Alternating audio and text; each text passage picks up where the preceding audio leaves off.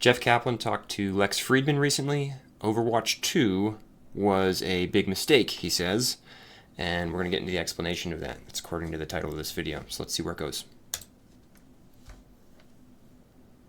Even though you were not thinking about it, Overwatch ended up being a gigantic success. So, did you start thinking about, in this framework of crawl, walk, run, about the walk, the PVE piece? Yes. So the PVE piece was what Overwatch 2 was supposed to be. Mm-hmm.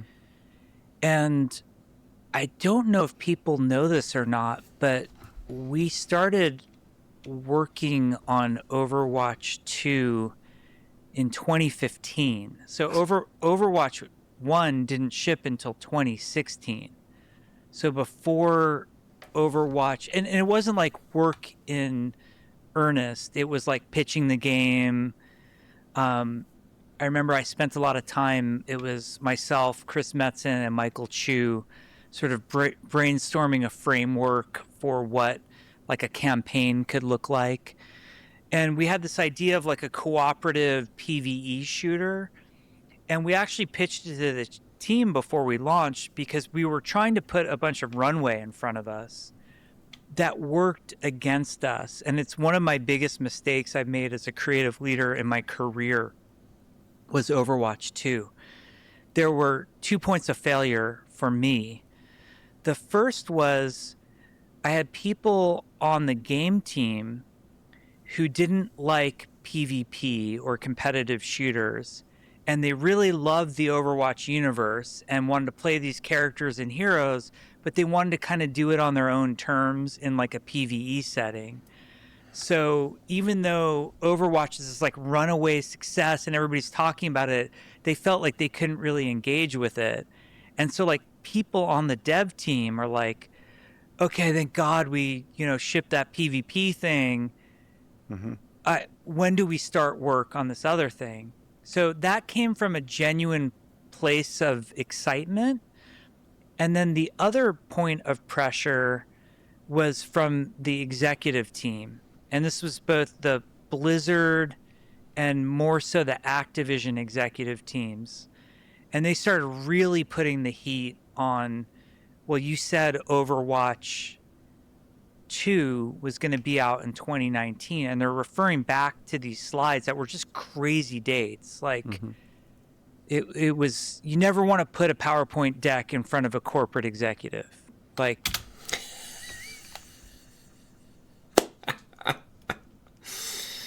Oh, man. You never want to put a PowerPoint deck in front of a corporate executive. But that's how they want to see information. That's how they communicate. So you end up putting it in front of them. And no matter what you said, many of us have the experience of, hey, this date isn't real. We all know that, right? This is just a temp, like, napkin mathy. Nothing about this is validated. We don't want to take it too far or anything, right? Yeah. Everybody thumbs up. And then, you wake up the next day and at the all hands, they're talking about how, like, and this feature is going to be done here. And you're like, I didn't, oh my gosh. And the whole team comes at you like, what did you tell them? And I'm like, I fell for it again. It's kind of where you have to end up. I believed them when they said we shouldn't take this seriously, and they understood and all that. Yeah.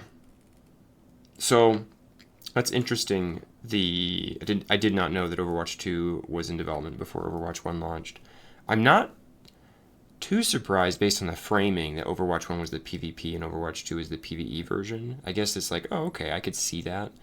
But that idea of you had people on the team who were more there for the PvE, and it was sort of like frustrating to be on the PvP side, and then of course executive pressure for something that was in a PowerPoint at some point in the past and was never a real date.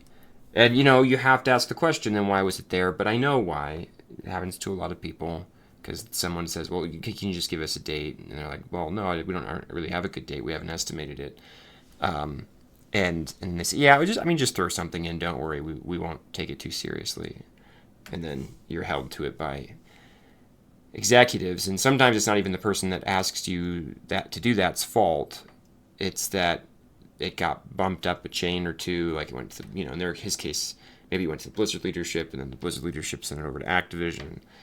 But yeah, yep, communication by PowerPoint. Rife with miscommunication. Miscommunication by PowerPoint might be a better way to describe it. Every time you throw a PowerPoint deck up, oh man, all the opportunities for obfuscation right there at your fingertips, and then all the opportunities for somebody misinterpreting what you said right there at their fingertips, all combined into one beautiful platform and about pictures and words shoved together on slides. Fantastic. Anyway, sorry, that just cracked me up. You never want to put a PowerPoint deck in front of a corporate executive. Like, you might as well etch it in stone and come down from the mountain on it. You just threw some dates because the layout looked good. Yeah, this is just all bullshit. This is just in the same way we put, like, the tablet. We just put Overwatch, like, put Tracer on a tablet and say we have a mobile strategy. So the executives started getting really angry at us that Overwatch 2 was slipping. And so when Overwatch 1 took off, I remember very early, we were in like May of 2016. And that year, the Olympics were going to be in Rio, I think. And, I always like to pay respects to, like, when a big event is happening. I'm like, hey, we should do like an event for the Olympics. You can't call it the Olympics or else they sue you. So you just, even though you're advertising for them to a bunch of kids who want to play video games and not watch the Olympics. But we also had these two developers, Mike Heiberg and Dave Adams, like worked on this quirky, like they made soccer in Overwatch. We called it Lucio Ball. Like they made a map and they made these mechanics. We're like, yeah, let's do an event called the Summer Games. And we do a live patch that's the Summer Games. It's extremely successful. And then after that, we're like, yeah, let's do Halloween's coming up. Let's do a Halloween event. How cool will that be? And our fans just loved these events, but there were two groups that were struggling with it. One was that group I told you on the dev team who was like, oh my God, you guys are overscoping the patches. Why are we doing this Halloween event? We should start work on Overwatch 2. We shouldn't be this focused on the live game. Which was fucking nuts. Like, that was just crazy. There's this phrase of catch the wave, ride the wave. Most games fall off the back of the wave. They don't catch the wave. No one plays it or plays it for 2 weeks. If you're lucky enough to have caught the wave, ride it till the end. And my instincts at that point were like, let's just keep, how many more of these live events can we do? So now.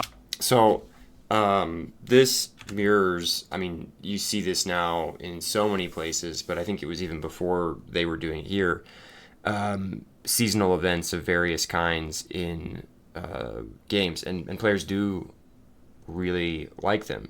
Players who like the product, even if they're not playing it as much, sometimes they'll come back. Oh, there's a cool new gameplay mode. Oh, there's something related to something else I care about in life. Oh, again, holidays, just seasons, events like he's talking about. All of these create these additional opportunities for engagement if you're running a live service product. But they take time and effort. It's real easy to do something crappy. And so you do have to actually put you can't, he's describing that like Lucio Ball at the Summer Games thing. My guess is some decent effort went into making sure that actually played well. And if you half-heartedly do something like this just because, I guess live service games need to do event stuff, they need to do seasons, or they need to do holidays, or they need to do, tournaments or international, whatever, it's not going to go well. And that takes time. And that's one of the reasons, actually, that many of the successful live service games that exist have a weird scaling pattern. Most of the time, what you've seen, like historically and before live service, is you start very small, you ramp up, and then you're kind of at full size when you're like mid-late production. You might even go a little bit past that, although sometimes you're like, other people can move off the project, and they'll often start moving off the project to go to other things if possible. As things go on, it's like, okay, I've sort of done my part and it's complete. But you tend to be at the largest you're going to be either at launch or a little bit before. And then once you launch, and this is now all changed because now live service and all this stuff is such a big thing. But and I would say probably at launch is when traditionally it's been the biggest. But sometimes you might peak before that. Depends on what the production pipe looked like and what the organization is. Anyway, so then you hit the end, and you're burning all the way, and you're getting every last minute hire and every contractor you can possibly get to try to get everything in, and then you ship it live, and then you react to it being live, and maybe you have to do a patch and like deal with bugs and whatever else. Like, okay, cool, we're fixing all that. But we recognize that for most games, that'll be like within days, if not hours, of when it launches. You're going to see peak, and then you're going to start a decline. And as the decline happens, then the people start peeling off the team. And I'm not saying words like layoffs because it's not always layoffs. There are other things that might happen. They might roll off onto other teams, or especially in large publishers. It's like, okay, cool, you finished and you were key to getting this to the end. Now move over and help this other game get to the end, or something like that. If you can figure that out, it's worthwhile, and many publishers or larger studios might do something like that. Live service is weird because if you do, as he says it, catch the wave and you want to ride the wave, often you were thinking about, okay, cool, I'm going to tail down, depending on what you thought. You knew you were going to do some amount of live service, but you didn't know how much, and then something's like, well, wait a minute, we're kind of going up and to the right here, and that's continuing, or like we're sustaining, or something's going really well. How do we keep this engaged? This is landed. Players love it. Holy cow, we need to bring more people in. We need to get more content. Because now we want to keep these people engaged. And when you have a live service game, the desire for content from players is enormous.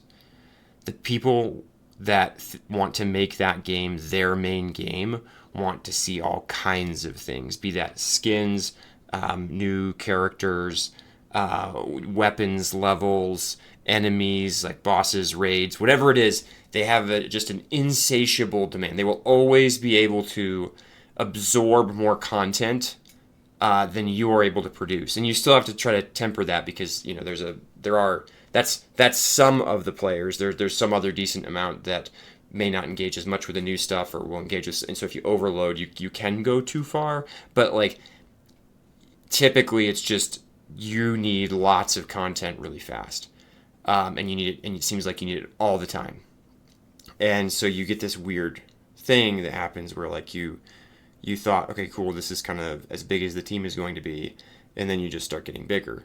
And again, nowadays, people kind of know this a little bit more. So if they do have a successful live service, they're more prepped for it. But it wasn't. It was a bit of a weird pattern when live services first started becoming successful. That like, oh, wait a minute, the Escape from Tarkov team, right, was probably smaller when it launched. When it first went into whatever launch means for Escape from Tarkov, because it was around for a long time. But like in 2017, or whatever, when it first sort of hit the market, it was probably smaller than it is now, based on the success of the game. And that's true for a lot of these sorts of products, where even something like Baldur's Gate 3, very successful game, a lot of replayability in that game. But my guess is they peaked around launch, and they knew they had to do some expansions, but they probably started pulling people off to go do the next thing fairly soon after that, because it's just not that style of live service game, even though it was a big hit. So anyway, this is kind of a random tirade based on what he was saying, but it's an interesting thing. And yeah, when you have somebody who's like, hey, can we get on to like the next, can we get on to number, you know, in their case, Overwatch 2, but in other cases, like, hey, I want to get on to something more interesting. It does feel kind of nuts. It's like, what are you talking about? Like, we're on the rocket ship to the moon and you want to get off? And but you know, some people do for a variety of reasons, and you do want to do exactly what he's saying, which is like we want to ride that wave as long as we can, and if that means that we make these events and we put a bunch of effort into them and that slows down our timeline for anything later, you know, if you throw out the roadmap when you have that kind of success, to kind of reiterate the idea that his PowerPoint got them in trouble, like maybe it was a reasonable timeline if Overwatch had just like had a peak and fallen off real fast. Maybe it's like, okay, cool. Well, now we've got a few years to make the next one. I would still say probably not, based on what that picture said of like 2019 was the MMO with PVE. That would have probably been tough to pull off. But you know, more reasonable than, hey, we have to spend a bunch of time and cycles and energy supporting the game we have that's now making us actual money.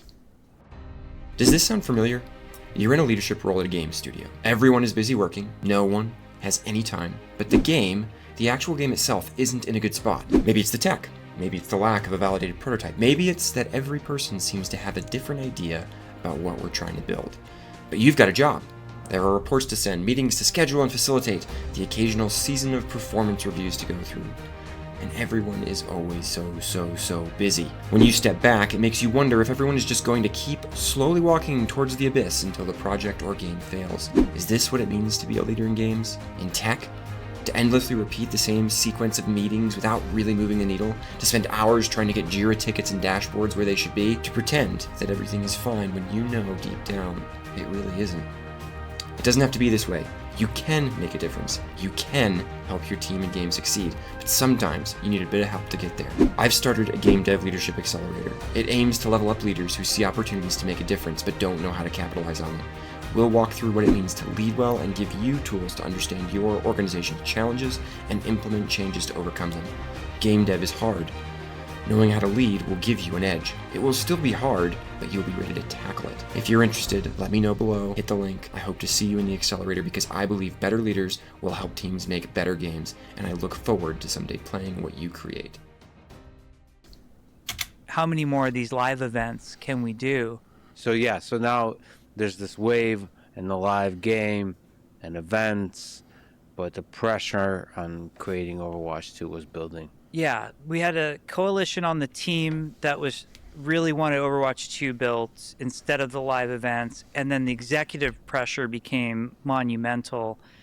And what would have been correct was to...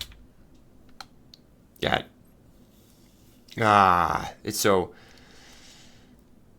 He'll talk about more why, but I hear that, and I again, some of it makes sense to me. You're the dev on the team. You were there for the PVE, and we're kind of running down this PvP path for too long, and like, okay, cool, when are we going to do the thing I wanted to do, the reason I came here? The executive team, I'm like, come on, folks, what were you thinking? You should be able to see what this means. Yeah. Monumental. And what would have been correct was to do more world events, like keep it going. Yep. But the major derail was Overwatch League. And we really, like, the weirdest part about Overwatch League is I believe in it. You know, I helped pitch it along with some other people. We thought it was like the future of esports and doing regional-based teams, ensuring minimum player salaries and player protections. Like, there was a lot of very good about Overwatch League. And there would be teams associated with particular cities. Yes. And it would be international, it would be real competition. So the dream, the ambition was really huge there. Yeah, the teams part of the dream was more of like regional-based player protection, try to make esports more of a first-class citizen, because there were all these stories about like shady teams, you know, screwing their players over. Where it got away from us was there was a lot of excitement about Overwatch League, like too much so, and then it got over marketed to the people buying the teams. They went on this road show where they had a deck basically, and like you can put anything in a deck and sell anything, and they were pretty much selling the Brooklyn Bridge that Overwatch League was going to be more popular than the NFL. And we got a bunch of Oof. billionaire investors in these teams. And when 2018 started, like, for example, the day I got back, they said we signed this huge deal with Twitch for streaming of Overwatch League, like a media rights deal. And that means that here's all these commitments we made for Overwatch League of like in-game stuff that had to exist. Like a lot of it was integration with Twitch and camera control and that kind of stuff. The other part of it was a bunch of skins and, uniforms for all the teams, which was not just getting the art in the game, but there was huge technical challenges to like how all that worked and was efficient and hit the right, memory footprint and all of that kind of stuff. And so all of your... Yeah, this I have a lot of thoughts about esports. One of them is you let the players make the game competitive first, and once you realize it's competitive, then maybe you do something with esports. The second is I worked on a team that actually made spectator mode. And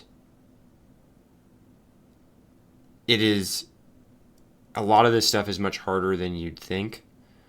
And if you don't have it, it can be very difficult. Like you're doing sort of hacky things. The early, for example, the early League of Legends, the casters, the analysts and the casters that sort of talked over the games while they happened, there was all sorts of jank that we worked through so that they could do that in early seasons before we had something more like what you see today in League of Legends with an actual like spectator client, and there's replays and like all this. They didn't have any of that. So it was a lot more manual, a lot more difficult to work with, and it was technical challenges up and down.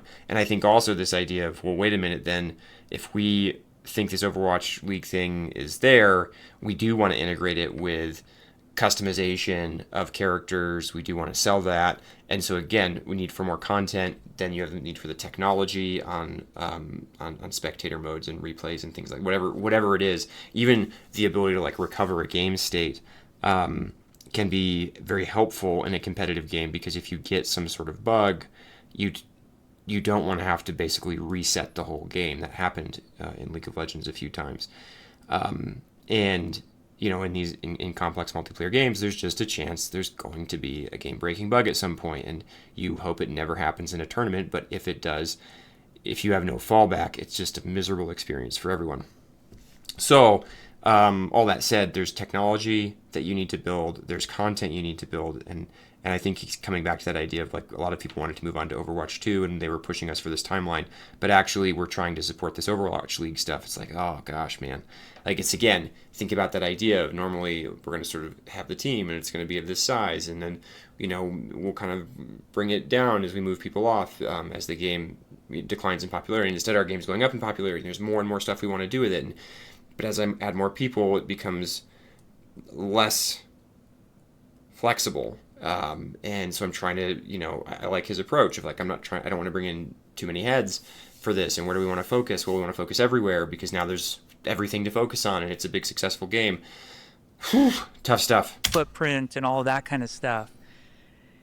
And so all of your plans at that point kind of go out the window. Like you're not going to work on new world events. You're not really even focused on Overwatch 2. You're just kind of treading water. There was a lot of talk of like, oh God, the deal didn't go well and we've got to do make goods to make the deal better for them. I'm like, just give them some money back, like if the deal isn't what people wanted, like putting it on us, the Overwatch team, to like support this beast And it was a great idea that the wrong instincts and sort of, I don't know how to phrase this in a way that's not damning, but there was too much focus on let's make lots of money really fast. And a lot of people got dragged into it. As often happens when when an executive or somebody really important sees or usually thinks they see, has an idea that they think is like, wait a minute, this could be worth a lot of money. And to kind of go deeper into thoughts on esports for a second, I started watching esports back when it wasn't StarCraft, it was Halo and Halo 2 with MLG.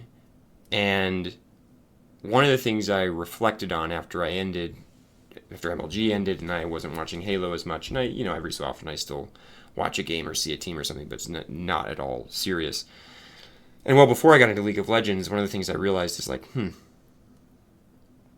it's hard to watch Halo esports if you haven't played a lot of the game and really understand it quite well. And that's different actually from a lot of the popular sports that are out there. Or the other sports just have so much more penetration into the cultural reality that everybody lives in. And so shooters especially, I think, and I know Counter-Strike is a successful esports game for a long time. Valorant's been doing fine, but I always wonder about these because you want a game where you can really show what's going on somehow through the context of the game that is actually really interesting. And in Halo, what was really interesting is when someone had a highlight reel moment, and so everybody's kind of waiting for the highlight reel moment, and it was always frustrating because sometimes you'd see the highlight reel moment up in the corner in like the kill feed. And you're like, oh no, because you're watching someone, they're like, oh, they just got the sniper, so they switch to them with the sniper, and then someone does like some crazy triple kill, and you missed it because it's a live thing and they're trying to pick the player and all this. And I was always like, oh, you should put like lag in so we can have the camera on the right one. But those tools, like I said, those tools aren't necessarily all there or available, or would have been harder to set up, and you might have lost that live element a little bit. And maybe that's fine. Maybe it's not. All these different. You can debate that. But how interesting is it? And for a game like Overwatch, how interesting is this game? And I've heard this before, Jason Schreier's book on Blizzard, where he basically walks through Blizzard. I forget exactly what it's called, but he talks about this as well, that idea that like we're going to make Overwatch Esports, Overwatch League, as big as the NFL. And it's a bold dream, and you got to dream big in the games industry, but was that ever really going to happen? Probably not. And I think I didn't even realize this because he was talking about this earlier. I kind of said like, oh yeah, you got to focus on like this because you got that. But it's also, well, now we have to honor the contract that we have. And so we're stopping support in the way that we should be of the live game in order to honor the contract that we hope will make us a ton of money.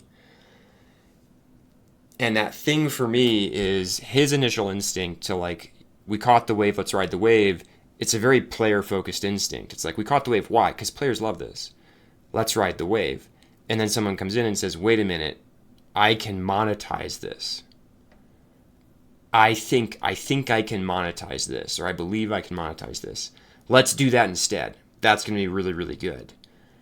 And you go, well, wait a minute, hang on. We found a way that we're like keeping players engaged with the game and really happy. Why don't we keep doing that? We should, at minimum, continue to support. No. Go over here. This is going to be the biggest thing. It's going to be bigger than the NFL. Like, no, it's not. Or at least we haven't validated that. That's a guess, an assumption that you've made. And again, I feel for Jeff Kaplan in that situation because he's stuck there going like, well, okay, now I've got Overwatch 2, I've got continuing live service of a game that seems to be doing pretty well, and then I've got Overwatch League. And unfortunately, my number one priority has to be Overwatch League because of legal contracts or whatever, right? Money given or invested or whatever. And so there's this like cascading effect on everything else that gets pushed aside. And again, this is why an alternative is you just completely overhire and you try to do everything at once, and that leads to its own problems. But anyway, lots of stuff going on in my head as I'm listening to this. Very relatable. Really fast. And a lot of people got dragged into it. And while Overwatch League was great for Overwatch in terms of the players that it brought in, like, and the Overwatch League players, they were awesome. I love them. The Overwatch League staff at Blizzard, Pros are some great. of the nicest, most motivated, great creative people. Like, all of these organizations got built, and they were all great, but it was a house of cards waiting to fall. And it became more about the money versus the quality of the experience of the different teams playing together and actually building this ecosystem of esports. The financial reality kicked in where these teams, now we didn't just have, executives at Activision and Blizzard who cared about the bottom line of Overwatch. We had all these people who basically invested in the game, and then they started to express their opinions. Originally, the business... By the way, quick note on this. I think this is well public, so I shouldn't be revealing anything I'm not supposed to. The League of Legends esports scene ran at a loss from when it started for a very long time. And that was okay because, one, League did end up being a competitive game and players wanted to be in these tournaments and players wanted to watch really good players in these tournaments. Like that was a desire that we saw from players and that we answered via esports. But esports was not profitable. It was a money sink that was about providing players with something they wanted and then maintaining the life and scale and cultural impact of the game. Basically, like, more things for the League player to engage in if they want to. Now you can play, you can watch. There's you want there to be options and things.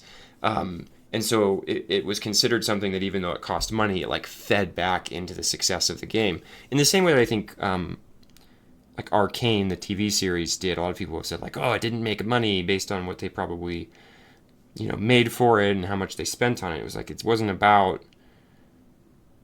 Sure, there might be somebody at Riot who's like, I wish that had made more money, or we had done it for less, or whatever it was.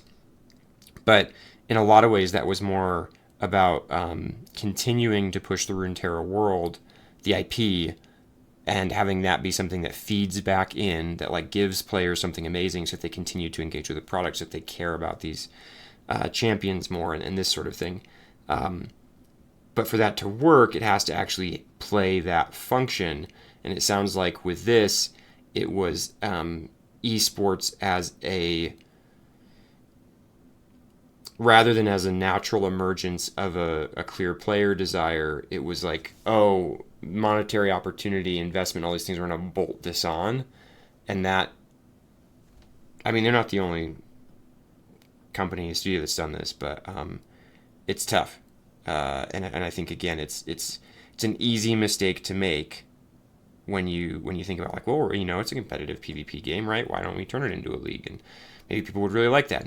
But then they jump to, like, maybe it'll make us a bunch of money. It's like, well, wait a minute. Maybe we'll actually lose money on this, but it'll make the game more successful.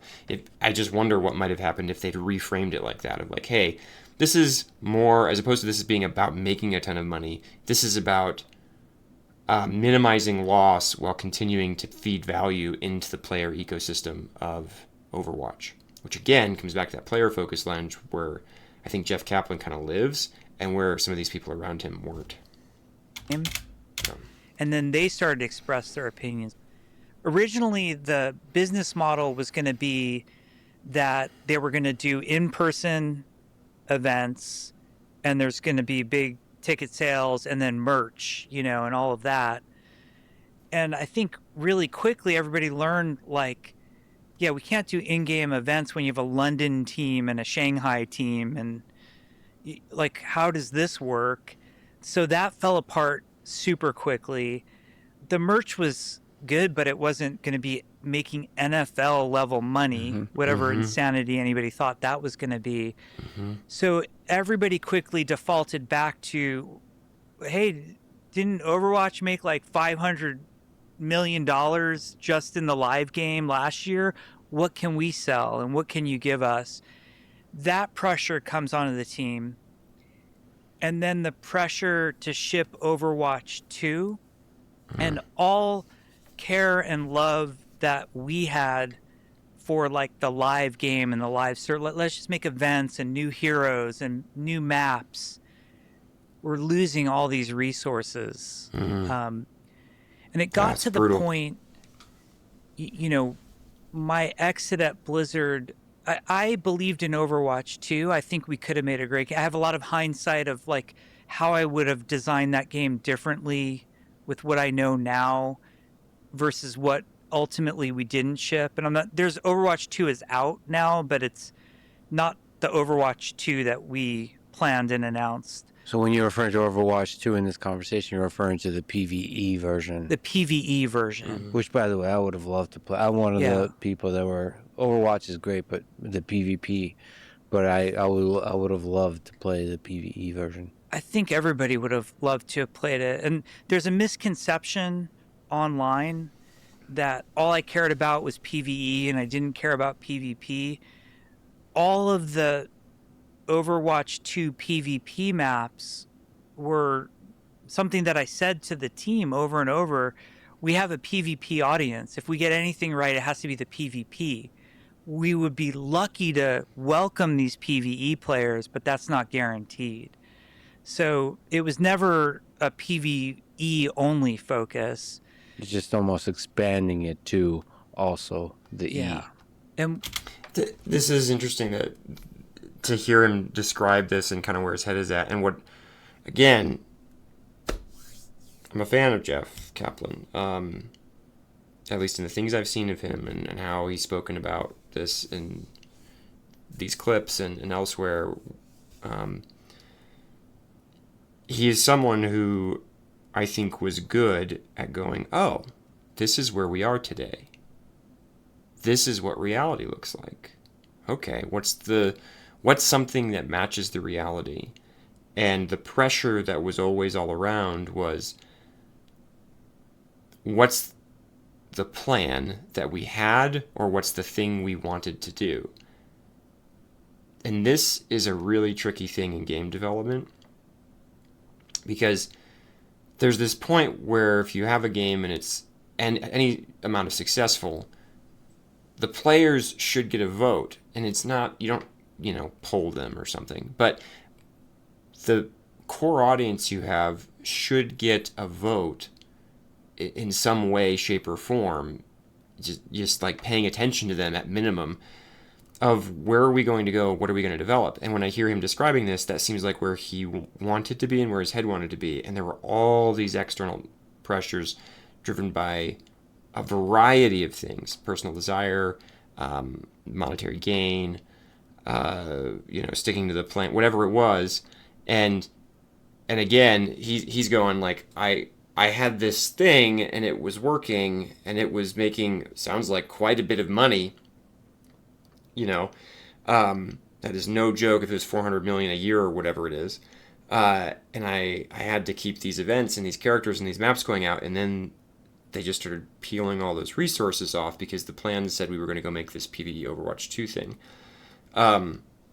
Which I don't know if at some point during this interview, again, I haven't seen the whole thing, I'm just watching clips, but he talks about just that challenge of like PvP balance might be very different from PvE balance, and that can get really weird and wonky if you didn't design it up front that way. But anyway, that was something else, and there are ways, I think, to cleverly solve that. So anyway, I'll let him keep going. It's just almost expanding it to also the E. And what eventually broke me was, it used to be like in 2016 and 2017, I felt very in control of the Overwatch team and the direction of the game as a game director, working with Ray Gresco as the production director. It felt like we were running Overwatch, and we were very, very successful and doing a good job. And I think the fans were happy.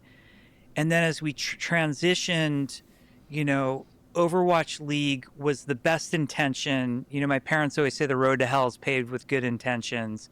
that was the Overwatch League, and it ended up being an albatross. And then Overwatch 2 was the same thing. And what it boiled down for me, like what sort of ultimately broke me in my Blizzard career, was I got called in the CFO's office, and he sits me down and he says, he gives me a date, which at the time was 2020 and was going to slip to 2021, but at the time it was 2020.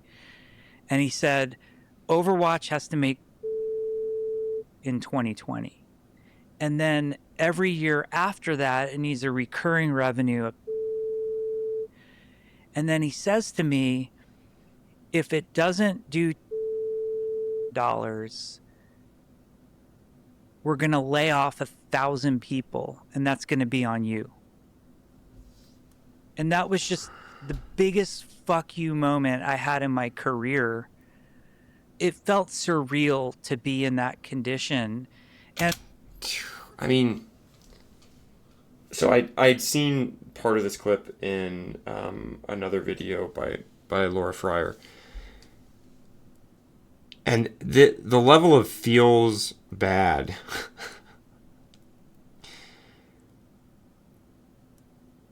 as he's describing this as, hey, when we launched this game and for a couple years we actually felt pretty good. And then we had some mistakes that were made. Overwatch League being one, the focus on Overwatch 2 being another, and the particular ways that focus happened. And we end up, in some sense, like taking apart a game or diminishing a game that otherwise might have continued to be more successful than it was, because Overwatch 2 or Overwatch 1 on launch did eventually just start to decline. And was it because of this? Was it because we had to peel resources off to go do all these other things? It sounds like Jeff's opinion is yes, and I think that's probably fair, especially because they were sustaining for quite some time. And to go from that to being, I just helped you take a bunch of assets and material in a dead game, turn it into a real game. That real game was actually highly successful. And then I helped shepherd that success for a bit. And then eventually, as I felt like I was losing control, you did some other things that diminished the value of the game, both as an investment from a monetary perspective and to the player base, because of the decisions that were made, the poor prioritization calls, and hindsight's 2020. People weren't trying to mess anything up, but it did. And then to be, pulled into the CFO's office and say that, like, if you don't make this happen,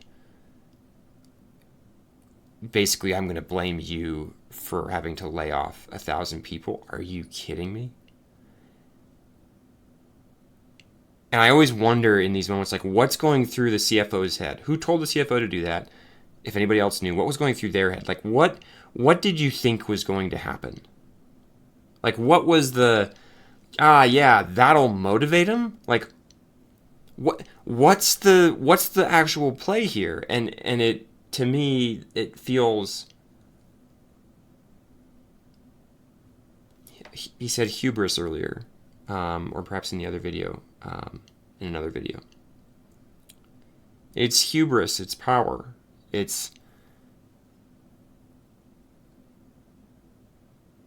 all the wrong type of pressure, and it's a great way to get great leaders to either have breakdowns or quit or check out.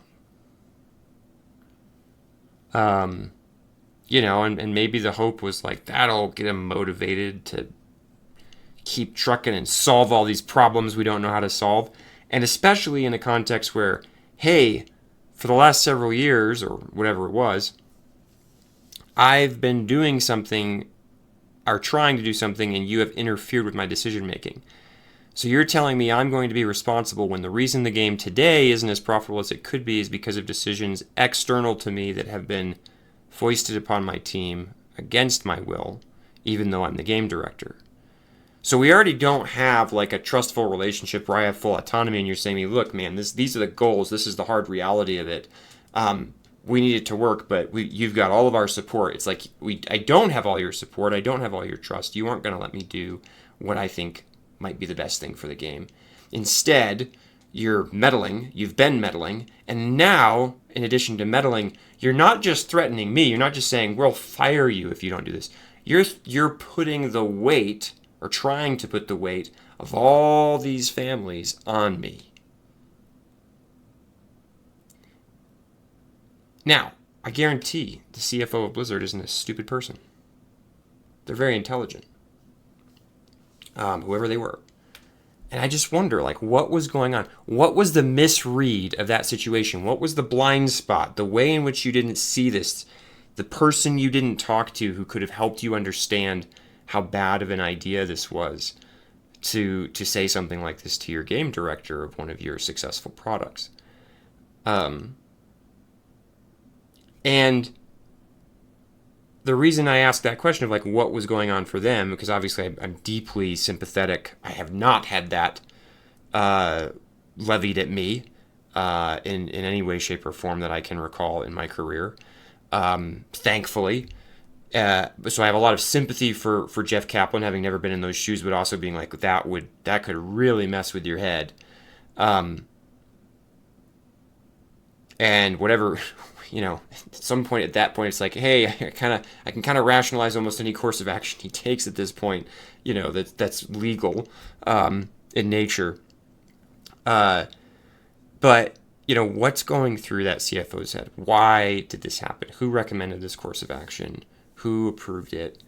Or was it just an off-the-cuff conversation where someone was just trying to, win an argument or have a, play a little power game, like, again, ego, hubris, something.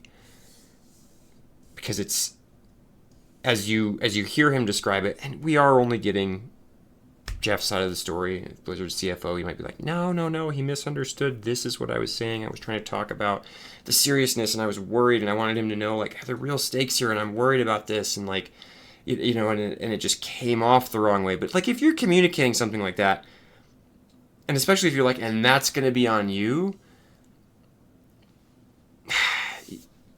again, be careful what you say. You should be careful what you say. And the fact that you are very senior in a large organization and can probably get away with a lot and say a lot does not mean that you should be expected to be even more careful, not less, with what you say. You should be more aware of the impact it could have. You should be more thoughtful. So anyway, heck of a thing to hear about in retrospect, and I'll admit it, only hearing one side of the story, but that side of the story that's really sad. And as somebody who's worked on a lot of games, the fuck you moment I had in my career, it felt surreal to be in that condition. And as somebody who's worked on a lot of games, made a lot of games, you get in these meetings where they're like, Fortnite has 1,400 people working on it. If you just hire 1,400 people and make it free to play, we'll make that money, right? And that was, I had believed I would never work any place but Blizzard. I loved it. It was a part of who I was. And I felt I was a part of it. And I literally thought I would retire from the place. I never thought the day would come. And that was it. I was like, we're done here. Luckily for Blizzard, that CFO is no longer there. And Blizzard is one of the greatest companies in the history of Earth. They've created so many incredible video games. It's so difficult to create so many hits. And they were done not by chasing money. They're done by small, incredible teams.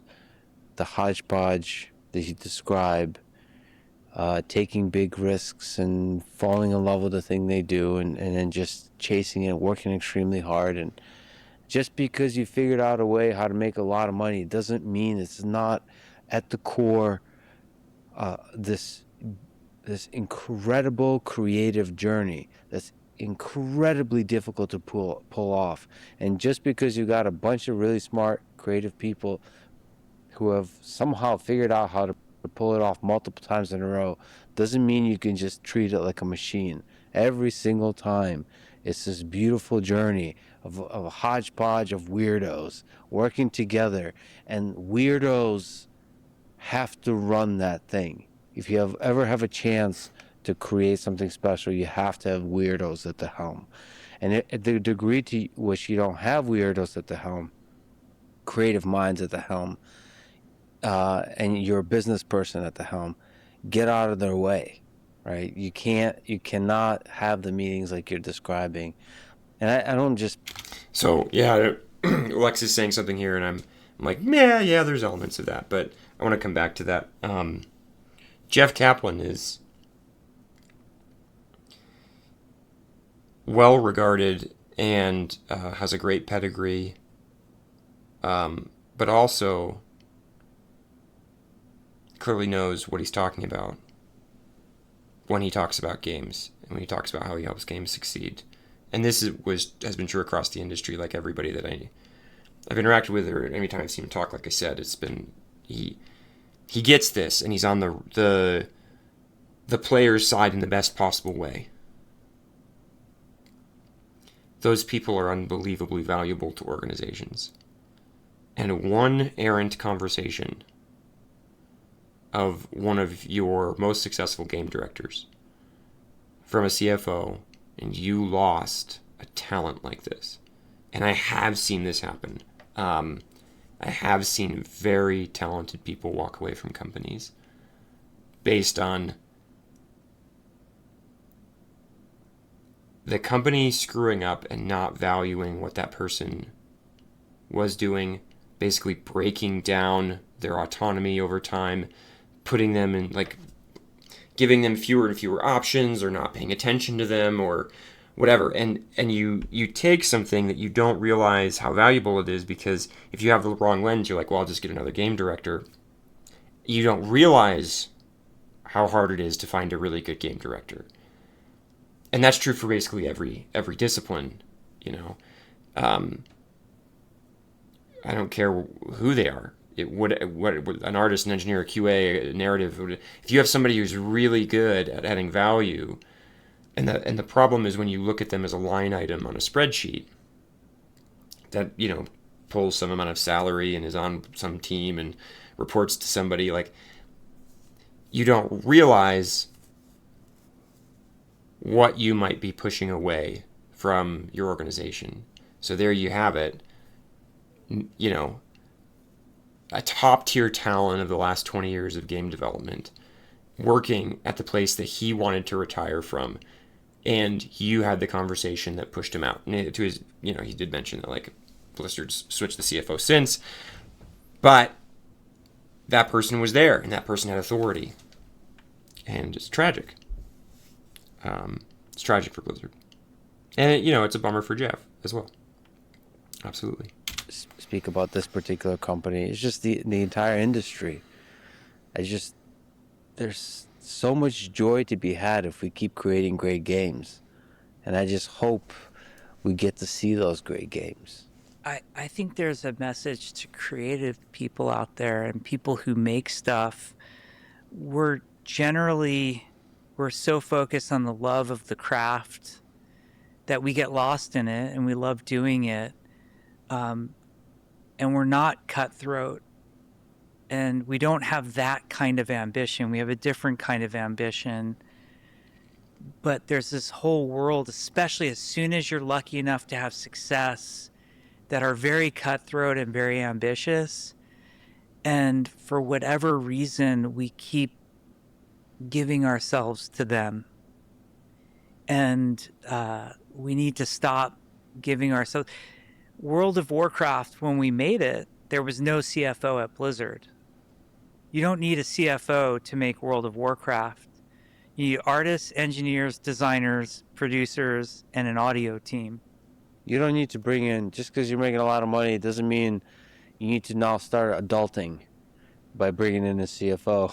You can Yeah. figure it out. And there are great finance guys. Like, I've worked with finance guys who get it and get out of the way and respect, and they're gamers and they sort of understand. But like, I wish developers would understand their own value more and stop handing the golden goose to people who don't deserve it. How painful was it to say goodbye? This one's tough. Because the reality is that in most cases the developers don't have a choice.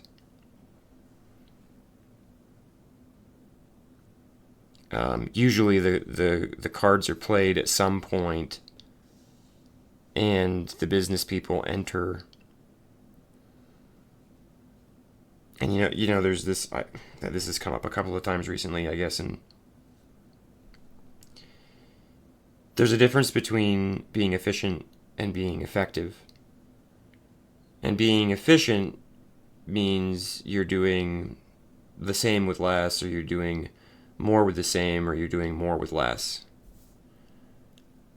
And that's good in a lot of contexts. And especially when we're looking at at economics, it's like, oh, I got more done with the same amount of money, or I got the same amount done and I spent less amount of money. Like, oh, that's good. You're becoming more efficient in some way. And you can be efficient in money, and you can be efficient in time and people in a bunch of different ways. There's a million ways to be efficient. When we put a money-focused lens, it's helpful to have a money-aware lens, but when we put a money-focused lens over teams and organizations, we tend to create efficiency-focused orgs. And what we fail to look at is what it means to be effective. To be effective is something else. I can be highly inefficient, but very effective. There's no shortage of stories of people just outworking the problem in a very inefficient way, but achieving the desired outcome. And, ideally some of both, but the focus should always be, what does it mean to be effective? And in the context of video games, effective means I'm creating a player experience that players love and are engaging with in the way that I want them to. And you could maybe if I just want to make money, then players need to love it. I just need them to, go through my cycle and monetize and blah, blah, blah. But what he's talking about as effective is like, I'm making something that players resonate with, and it's an experience that they will choose, and it's hard to do. It's very hard to do. I love how he called it out, that like, if you're lucky enough to have success, because that is such an element of all of this. That we just don't want to admit. We just want to think that like, if we could just assemble the best team, and many people have tried this, then they would make the best game, or they will always be successful, and it's not true. It's been proven to be not true. Project Titan proves it to be not true.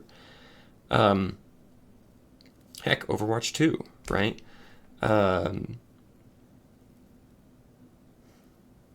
Yeah, so anyway, you want to be effective. And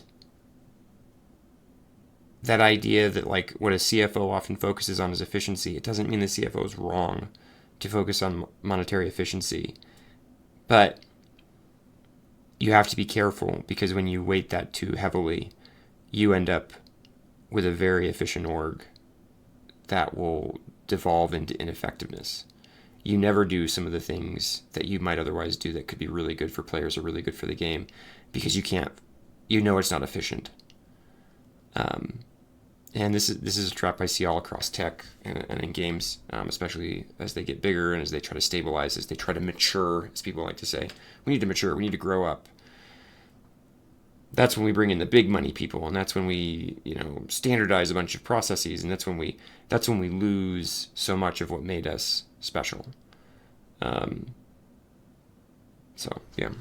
People who don't deserve it. handing the golden goose to people who don't deserve it. How painful was it to say goodbye? It broke me. I think after you've been at a place like Blizzard, which I love Blizzard to this day. I have nothing but warm, fond memories. I mean, there's those moments where you're like, I wish that hadn't happened. But on the whole, that place is mecca for game development. And everything I have is due to Blizzard. They provided for me and my family, made me the person I am. So separating from Blizzard was one of the most painful things. And I was very sad when I resigned, and I didn't realize how broken I was until recently, like the morning grieving I had gone through of like, I think I'm a little fucked in the head for not being there anymore. How could I give that up? How could I not be there anymore? It was really, really painful leaving.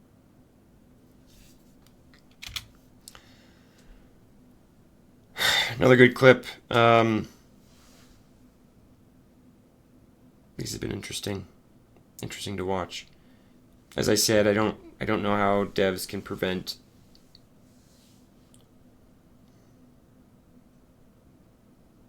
I do know how devs can prevent it. It's a very hard path. I think there are probably examples out there of